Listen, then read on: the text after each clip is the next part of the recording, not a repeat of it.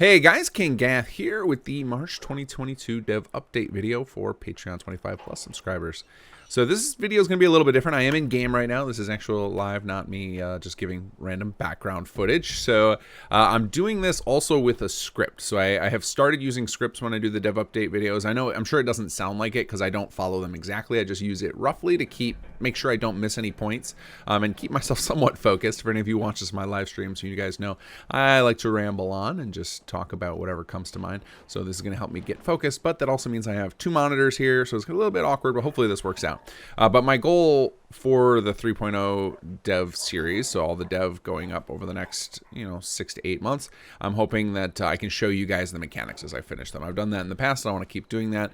Obviously I don't want to spoil story content for you guys, but I can show off some of the stuff we've got going on, and I'm going to try and think of other things I can show you guys as we go along, maybe stuff that doesn't necessarily make it into the sneak peeks for the city leader level and higher, but I want to give you guys a little bit of special stuff because I know a lot of you guys have been around for a very long time, and you guys, I know you're not going to leak anything, and I know you would love to see more of the dev because you guys are fun in it. So all right, let's get into it. So I just finished the 2.1.0 patch, which you guys now have in hand, and that ended up being a huge chunk of my personal focus in March. So most of the rest of the team is working on other stuff. I still do the patches, and I'm working on the systems for 3.0 and then doing team management stuff. But this patch ended up being really important for the future of SS2 because city plans need to be able to spring up remotely, and that is something that we had in the past, and technically we have it now, but I needed to make sure that it worked well, and I'm feeling much more confident in it after working on this patch. I also wanted to make sure with this patch that more players start using city plans, leaning on them and counting on them to generate them resources so that they don't feel that the resource system is forcing their playstyle necessarily. I've noticed with a lot of Let's Plays that most people who get to HQ tend to struggle with the resource part because a lot of them are so focused on the story content that they don't spend a lot of time developing out their resource network, and then they kind of get stuck.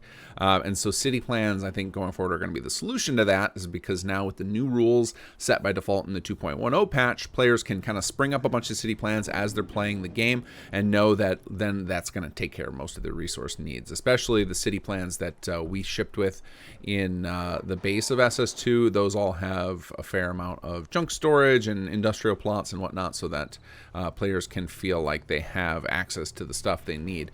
In fact, we might even go edit them and add more junk storage because I think that the junk storage mechanics were introduced to SS2 during the development of those city plans, so not all of them ended up with enough of it. So we might actually go back and patch those. But as many of you guys have heard about me talk about Rise of the Commonwealth, patching old city plans is problematic. But we'll cross that bridge when we get to it. Either way, the point of that big patch was to make city plans, make sure the code was reliable. I needed to get in there deep, make sure it was good, and make sure that players get more comfortable with them and are using them fully. Because we're going to be using the city plans not only for resource generation, but we also want them for some of the new HQ mechanics. They're going to be coming out in a future patch, and this is even pre 3.0, but also a lot with the 3.0 mechanics are going to launch with Chapter 3. We've got a lot of stuff that's going to involve remote construction, and so we need all that stuff functioning. We need city plans working really well. So it feels really good to have those changes out. There's still a bit more I'd like to do with the city plans code-wise, but that patch is a good start and a good enough start where I can start pursuing some of the bigger things that are related to it. So for the team, March was spent preparing the one side faction quest line we'll have in Chapter 3. So with Chapter 2, we had 3 side faction quest lines. We had the Nightingales, we had the CPD, and we had the Conquered characters. And I want to talk today a little bit about that new faction, but mostly in regards to the systems that are coming with 3.0 that they are kind of introducing and they are related to. And that, because those systems I can actually show you today. That's why we're in game. I'm not going to show you this stuff with this faction. I will talk about the faction a little bit. But any of you guys who have completed the Nightingales questline are going to be familiar with a character, or maybe you don't remember her, but her name was Lydia Proudmore, and she makes a brief appearance in the 4th quest in the Nightingale line. And it's the quest where you meet Cersei near a warehouse and to go discuss a deal to help fund the Nightingales operation. Lydia is a representative of a faction called the New Liberty Trading Company. And this is all stuff you can find out in game if you haven't made it to there yet.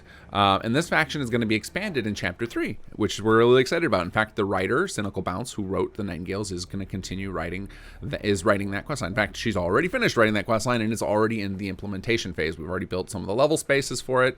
The quests are getting fleshed out in CK. In fact, I would not be shocked if the full quest line is playable by the end of April. Like, that's how far we are, which is really exciting to see, because then after that, most of the team's resources are going to be on making sure that Jake's story goes to an epic conclusion, because I think everybody wants to see that happen. But so you're going to be seeing more of Lydia, as well as a few other new characters, including one named Charlotte, who is going to provide a shortcut to some of the mechanics I'm about to show you. So I'm going to try and avoid spoiling anything about the quest line, but I do want to talk a little bit about the faction, because some of this information you can glean just by talking to Lydia, but a little bit more will help you kind of set the stage in your mind for those of you who aren't familiar with it or who didn't pay much attention to the dialogue.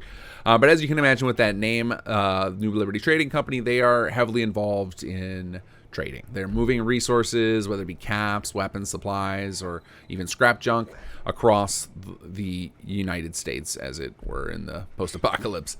But you can think of them as kind of the wasteland equivalent of like the East India Trading Company. They set up massive trade routes to connect goods with the right people and make themselves a tidy profit in the process. And they have taken it even further, and just like the East India Company of old, which basically became sort of a government of itself, they invested in things outside of just their own trade routes and their own things. They often invested in the in things that are tangential to the supply routes, and that's why we set that stage with them investing in the Nightingales. Is it's if you want to have healthy trade, sometimes you've got to get involved in other ways, and making investments that seem counterintuitive can be profitable, and that's kind of their MMO, and that's where they fit into the whole thing story-wise.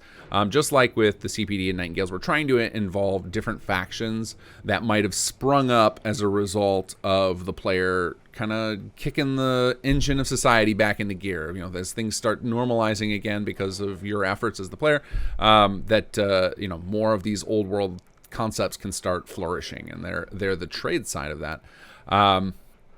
And so they are going to be the perfect faction to introduce a new resource class called supplies. So you're familiar with how SS2 involves collecting the various junk, and that's used to build like the plot buildings, the city plans, and the HQ rooms. And those collector resources are what I call the scrap class.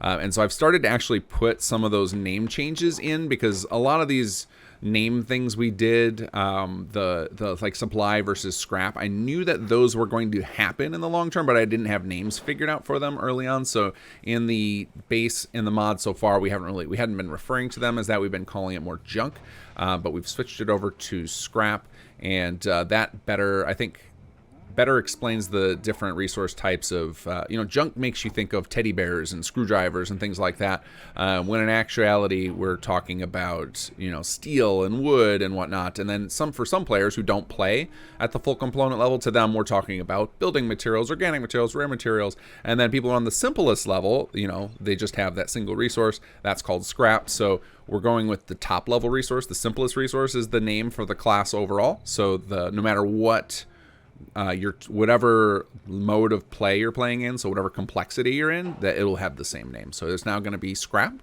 and supplies, and the supplies are going to be what you use to raise your army. As soldiers don't need steel, they need guns. They don't need they don't need acid, they need stim packs and things like that. So they're basically, the supplies are kind of the finished products, the things that you build with all the scrap rather, to outfit your soldiers. And so the supply class is going to represent that stuff. So for those of you familiar with the Conqueror mechanics that I've been talking about, you know that we had a system of rations, wages, and equipment for soldiers. And this has been replaced with those supplies. And one of the reasons we did that is the old system was kind of done as a retrofit to fit on the SS1 mechanics. We wanted to make sure it worked with existing city plans. And so the system that was come up with was to ensure that commercial, agricultural, and industrial still had a place, because as you guys know, we went really hard on martial and recreational plots, in Conquer, and we didn't want to eliminate the need for those other three. So the rations, wages, and equipment were created for that reason. So now we're assuming that rations are just the food, just like in Conquer, soldiers will need food. And I'm not going to get a ton into the soldier mechanics. I'm only mentioning this stuff for Conqueror players who are confused about these changes, to try and explain some of that. And the wages obviously are caps, which we've already got in SS2. We have the cap system. I'm going to go ahead and pop into workshop mode just so we have the HUD up, so we have some reference. So up on the right there, you can see under Caravan Network, it's got the caps. So we've already got caps. Those can act as the wages to pay the soldiers. And then, like I said, food is already the default, so we can just continue to tap into the vanilla system. And then equipment is being replaced with the supplies. And so you can see on my HUD up there, we've got a new icon below scrap. So now it goes the Caravan Network line, then you've got caps, and I'm talking about the HUD piece in the top right up there. You know what I should do here? I don't know how to derail myself on this video. I was gonna say I should shut up zoom on it, but then I realized that once I switch to some of the other screens, the zoom isn't gonna work. So top right up there, we've got the Caravan Network line, then you've got your caps, then you've got your scrap, and then finally your supplies. And currently, any of the icons you see in here are potentially going to be swapped later. These are just placeholder icons I used. I tried to use stuff from the vanilla game. Some of the stuff I just pulled from an icon site, but at the end of the day, our artists will look over my choices and make the final determination. But I like the supplies one because that's the inventory, the weight limit marker in your inventory already. So it's something that feels Fallout. You're familiar with it. It means stuff in your inventory. Now I think that was supposed to be like a dumbbell type of thing, like a big weight you would lift, and I hesitated on that because I was about to say barbell. I was like, no, barbell is the thing that goes on the bar. So yeah, I think a dumbbell is the appropriate name for that. But I think it also, you could say it looks like a bag, something you're carrying. So I think that will work well for supplies. And so the supplies are replacing the old equipment score. And so depending on your complexity level, depends on how deep you have to go on this equipment level, or the supplies as we're calling them, for determining what soldiers you can use. So currently the components break down as follows. And we may alter these in the future, but I'm going to show you what we have right now. So this stuff is definitely happening in some form, but the actual specifics that we're going to go. So first off, we've got the four. Oops, I hit the wrong button there. So that's fine. We have two of them up there. So actually, let me cycle through this real quick. I want to get back to this screen. Okay, cool. So you can see there, once we expand down, for those of you who play in category mode, this is most of you, this is a default option. You're used to the first section, right? You've got the little wheelbarrow for building materials, then below that organic, then machine parts, and then rare. So when you're playing in the 3.0 patch, you'll have this new section down there. Now I want to talk about this for overwhelming factors. So one of the things that we are constantly considering when we're adding all these new features, and we did this in SS2 as well, in Chapter 2 as well, and it's continuing to be on our minds in Chapter 3, is we're trying to avoid overwhelming you guys with too much information and too much stuff. So this thing that's on the HUD, this new section with the supplies, those actually won't even appear on a new game because they're not relevant yet. So basically the way that's set up is that section of the HUD won't appear until it's relevant to you. So it'll be once you start building supply storage, which is the next one we'll talk about, or if you start setting up outposts with soldiers, where basically you have some where you've been introduced to the concept of supplies, then it'll start appearing. That way in the early game, it will be hidden.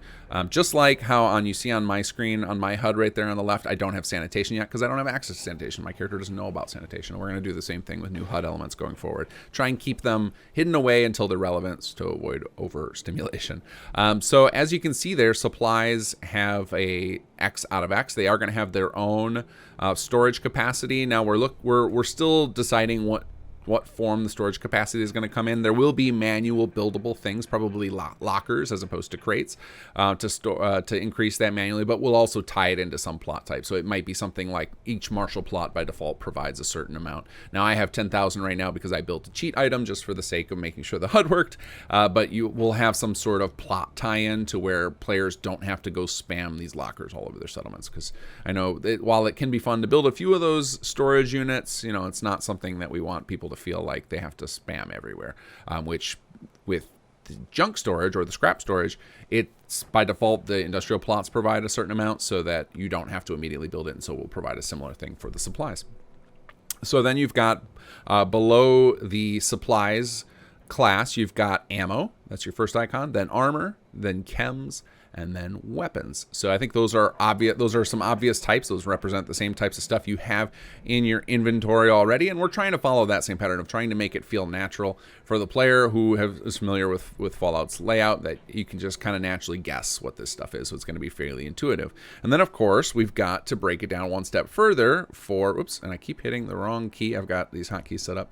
And then, of course, we got to break it down to the component complexity. Now you see when I move to the component screen, it switches back to building materials, organic materials, machine parts, and rare materials. And that is because this settlement is a traditional settlement. So we can still view the other information, and I'll show you that. It's going to require a second hotkey. But SS2 is going to detect if the settlement is an outpost or not. And if you're not familiar with outposts, don't worry about that. I'll go over that stuff when we have it implemented in SS2. But any of you who've played Nuka World or have played Conqueror, you know what an outpost is. And those will show this by default. Let's see if my hotkey works. There it is. So now we've got it broken down. So basically, depending on the type of settlement you have, different resources are going to be relevant to you more immediately. And you'll have a hotkey available to toggle between those. And for those of you who are not playing with MCM and have hotkeys, there'll be some sort of option or some sort of item to do that. I think there already is an item in the game to modify the HUD, so we'll add another option for toggling between those two screens. So you can see we went with far fewer components, and that was intentional. We didn't want to make this feel, again, overwhelming. I talked about we don't want to overwhelm you guys with more information. So we didn't feel the need to have the exact same amount of component level for these new supplies as we did for the scrap. In fact, in hindsight, we probably, if we weren't trying to tie into the base game, like if we were inventing our own game from scratch, we probably wouldn't have had so many junk types. But because we wanted it to fit in the base game, we fit with what the base game had available. So in a similar vein, we've tried to come up with some component levels that make sense within the game world already. So these are the categories we have right now. I'll go over the components, but note that some of these might change. So we might combine some of them, we might add a couple more, or whatnot. It's going to depend on feedback from alpha testers and things like that, or if we start finding corner cases where the breakdown we came up with doesn't work anymore. So under ammo, we've got ballistic, then energy, then explosive. And also, as I mentioned before, these icons are all temporary, so they may get changed. We want to make sure that, at a glance, you can recognize them. And obviously, at this scale, not all of them may be recognizable. So we'll make those determinations later. Then under armor, we've got makeshift. That's the little football helmet. Then we've got standard, which is that bulletproof vest. And then finally, there's the riot shield, which represents heavy armor. And then lastly is power armor. So that's the power armor helmet icon. Then we go down to chems. The chems will seem a little bit confusing because not all of these are necessarily related to soldiers, and that's because some of these supply resources will also be used by HQ, in particular the infirmary and medical labs in the future. And so some of these will make a little more sense with that context in mind. But the first one is anti-radiation chems. Then it's cure chems, which would be things like antibiotics, disease cures, etc. Then we've got stim packs, and those are their own separate category. Technically, you could say those are cures, and maybe those get folded into that, but stim packs would be probably one of the most important ones for soldiers. And then lastly is enhancement, and that's going to be things like jet and psycho, etc. Then finally we go down to weapon parts, and now I've already been told by our art lead that my choice for a placeholder for the first one is terrible because it looks like a tennis racket, but that was actually if it's zoomed in, it's a baseball bat with a blade on it. That is makeshift weapon parts, standard weapon parts, and then heavy weapon parts. So a similar pattern to the armor layout. So basically, whether you're playing at component level or the category level or the and I keep again hitting the wrong hotkey. There we go. Whatever one of these levels you're playing at, depending on the circumstance. So whether it be initially hiring a rank 1 soldier or upgrading soldiers' equipment or things like that, all these costs will come into different in play in different ways. Again, going back to those of you who are familiar with Conqueror, we had the special units, and so then the special units can cost different levels of these, and then these will have different values, etc. So all that stuff we still are working out the details of. When I show you some of the other screens in a moment, you're going to see that everything costs the same among supplies because we haven't done the balance for those numbers yet, and we'll work that out as we go. So let's talk about how you're going to get these new resources, because I'm sure your first instinct was, oh God, do I now have to build a whole series of buildings to get these new resources? And no, that is not the case. We're going to have a variety of different ways you can get these resources. So let's talk about those now. So right now I'm going to talk about 3 of them. There will probably be more at launch, but because I don't have the rest of the mechanics fleshed out, I don't want to get your guys' hopes up on stuff I don't know that's coming. But the first one is you can donate your extra equipment. So for those of you who played SS1, you could donate, your extra weapons and ammo and things, and it would cause buffs to your settlement. Now those will go into these supply pools, and then those can be used for various things. Primarily their use is for equipping soldiers, but there will be things at HQ that can make use of these as well. And then the second one is you can go the long route and build up your super empire settlements and have your production class industrial. So any of you who have gone really deep onto the plot tech tree, you'll know that there's eventually you unlock industrial production class, which are buildings that create actual objects to sell at your various commercial stores.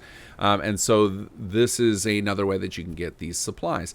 So imagine you want to build up your empire junk, and to the point you got factories that are making the weapons and making the ammo, etc. So this route will take the longest, but it'll also probably pay out the best to make up for all the investment it would require to get to that. Because as you guys know who got into the production class, it's very deep in the tech tree. It takes a long time to unlock them, and they're very expensive to produce things. You need to have a lot of resources, especially if you're playing in component level. You end up needing a bunch of conversion plots to support it. So it's really complicated, and it's a very deep system, so it needs to pay out accordingly. That's the option I think some people will want to role play with, where they're feeling like they're role playing, the rebuilding of society into, starting out as, just a hovel with just a farm and a scrapyard, and then building eventually up to, a war machine worthy empire. And I think that one will be a lot of fun, but it's also going to not be for everybody. And then the third one is that you can lean on trade, turning caps into those supplies that you need.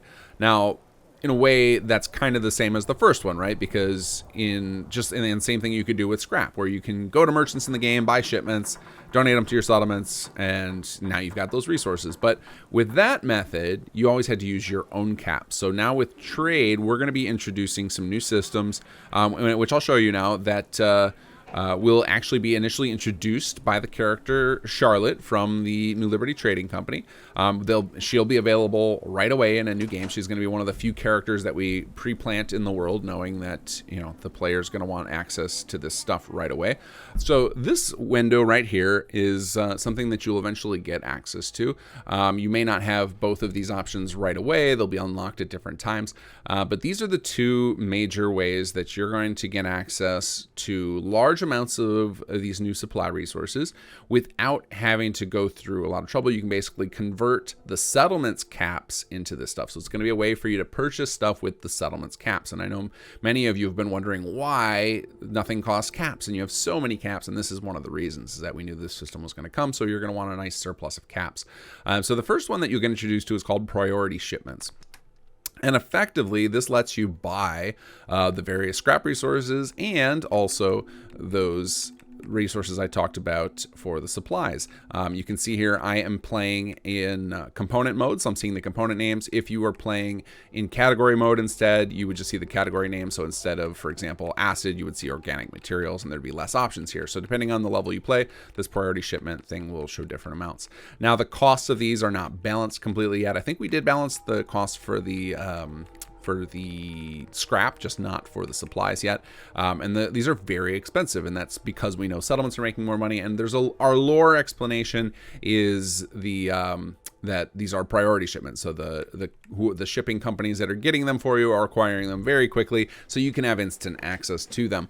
Now, the mechanical reason that we've done this is the values are based relative to each other. So the values that we use in the SS2 behind the scenes math are not quite the same as the base game, because the base game floods you with certain resources and starves you of others in a way that wouldn't have worked well with the balance that we did for SS2 of wanting to make use of all the different supplies.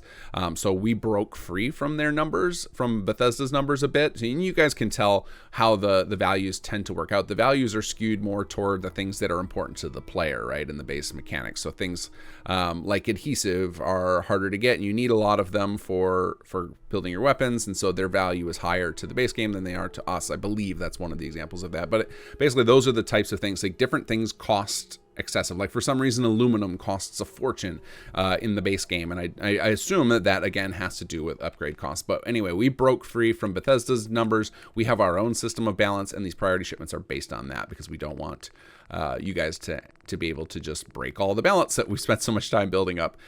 So this will be a great way to get access to the resources you need to do things. And not only will you be able to use it to get resources for building up your armies, but you'll also have as an option to get quick access to things that you are just a little bit shy on. So I'm sure you guys have run into a case where you're going to upgrade a plot or build a new building plan, and you're just short on a new resource type that you haven't started investing in industrial, and this will be a way you can get that. So again, these are designed to be expensive so that it doesn't become a crutch for you, in the same way that we don't want you personally donating everything from your inventory, because that would get really boring. But it's an option, so you can kind of fill the gaps here, and that's what this is going to be for. I think primarily its use will be for getting the soldier supplies kickstarted, but it's available for the other types as well. Those caravans can grab that stuff for you too. All right, let's pop open the second one. This other one I think is something a lot of people are going to be excited about, especially those of you who get really into, balancing out your settlement empires, who like to have multiple settlements producing and whatnot, people who play with conversion plots, and that are trade agreements. So trade agreements basically allow you to not only purchase the things you want, but also sell the surplus. So you can basically pick one of the things, whether it's scrap or supplies, and you'll go through and you'll dig down to find the thing that you want to buy or sell. Now, if you are playing on category level, you'll just see this menu. If you were playing on the supply menu, you'll just it'll go right from here. But basically, the level of complexity you have, the deeper this system goes. So I'm playing on the lowest level complexity. It's going to take me all the way down to the lowest level. And I basically can bring up this trade agreement, and it will allow me to increase how much I'm purchasing each day, or if I have a surplus, I can sell back. And then once you're happy with it, and you can see up at the top there, we've got buy price and sell price. Those right now are just experimental numbers. We can play around with those multipliers to tinker with the gameplay. We've even got hooks in, though we probably won't use them at the 3.0 patch, to do even dynamic market pricing, to where, depending on availability of things in the Commonwealth from, other settlements, other factions as they get introduced, which getting into stuff we haven't even talked about yet, but we have a lot of room for depth here. And if it's something you're not excited about, you don't have to worry about that. Those buy price and sell price, we're going to keep these interfaces as simple as possible. Empire production simply means how much all of your settlements together are creating. In SS2, we consider empire all the settlements that are player controlled. That's your empire. So there's a lot of depth to this, but also I think it's pretty straightforward. It's like, okay, you increase incoming by 100. So now every day you can see their daily units incoming. We're going to get 100 units of ballistic ammo every day, and we're going to pay 125 caps. So I think it's a very simple system to understand. And then for people who like to get into the depth of economics and stuff, we'll probably have some tools and toys to make it more fun for you guys in the future. For example, imagine that a certain leader had a trait that allowed them to bargain better for these trade agreements, things like that, where it's just more stuff we can play with, or maybe some HQ upgrades that provide better purchases, better prices for your empire, things like that. So this gives us more room to play, and then you commit to the trade agreement, and now every day, and as this is popping up explaining, I already started doing some of the pop-ups, that it will start providing that on a daily basis. And yeah, we can do that. Oops, and I just realized on this window, there was a window back there where it showed the wrong information. I got to go fix. I think it was here. It was ammo. Go back. Yeah, that took us to the scrap one, so I gotta go fix that. But anyway, so you can also do this with the scraps. You can see with building materials. So we have none incoming from trade right now, but if I go to one of these, so like let's say, I'm trying to think of one I would probably have some production for. Let's go to wood. You can see I'm producing 700 units per day right now, so I can actually sell it. So you can see increase outgoing or increase incoming. So I can actually sell this bag. So let's say I want to sell 100 per day, and I'm going to make 75 caps per day. Now I can make this trade, and now you can see I've got a 100 wood outgoing. And now if I go back to the main screen here, it's going to net it out, and my cost is only going to be 50 caps per day because I'm bringing in 75 caps from the wood that I'm selling. So that means the ammo must have cost 125 for its units. So stuff like that. You'll be able to build at a quick glance, see how much you are making or selling, and you can access this menu and change it at any time from talking to your level. I believe it's the level 3 caravan services employee. We may change that in the future, or also going and talking to Charlotte. And we'll get more into Charlotte and how you're going to get access to her in another video. I don't want to spoil story stuff, but yeah, so these are some systems that we've got I'm really excited about. It might not be exciting to all of you, for those of you who don't like economics or don't care about this stuff, but any of you who have really got into balancing out your settlements will probably get excited by that. That'll also end up being our solution to the storage problem. So if you haven't heard the storage problem, basically what happens, especially for players who are playing in component difficulty, when you get to a certain point where you've built up a big collection of things that are, or a bunch of industrial plots that are producing high amounts of individual resources, the storage system becomes a problem, because what will end up happening is the settlement will fill up its storage with cheaper resources, and then there'll be no room to make your more complex resources. So now you'll be able to solve that by just selling off all those resources you don't need, and either turning them into caps for a rainy day, or transforming them directly into the types of resources you need, and that way your storage can remain empty for the more valuable resources that are harder to get. So this system is going to end up solving a lot of problems. And it sets the stage for quickly getting into the supply resources, so that people can start playing with them right away.